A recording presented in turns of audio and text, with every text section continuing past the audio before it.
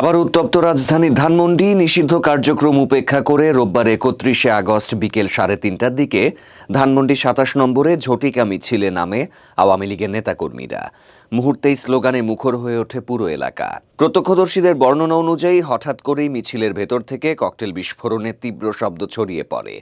চারপাশের দোকানপাট বন্ধ হতে শুরু করে, সাধারণ মানুষ ছুটোছুটি শুরু করেন। আতঙ্কের বাতাস মুহূর্তেই গ্রাস করে পুরো ধানমন্ডি। স্থানীয়রা বলছেন, হঠাৎ করেই তীব্র আওয়াজে এলাকা কেঁপে ওঠে। আমরা ভেবেছিলাম বড় কোনো দুর্ঘটনা ঘটেছে। তবে মিছিল বেশিক্ষণ স্থায়ী হয়নি। হঠাৎ করেই যেমন শুরু হয় তেমনি দ্রুত ছত্রভঙ্গ হয়ে যায়। এ বিষয়ে ধানমন্ডি থানার ওসি কাশৈনু মার্মা গণমাধ্যমকে বলেন, আমরা সংবাদ পাই পৌনে 4টার দিকে, কিন্তু ঘটনাস্থলে গিয়ে কাউকেই পাইনি। আওয়ামী লীগের নেতাকর্মীরা বরাবরের মতোই স্বল্প সময়ের মিছিল করে সরে গেছে। ককটেল বিস্ফোরণ নিয়ে পুলিশের অবস্থান এখন অনিশ্চিত।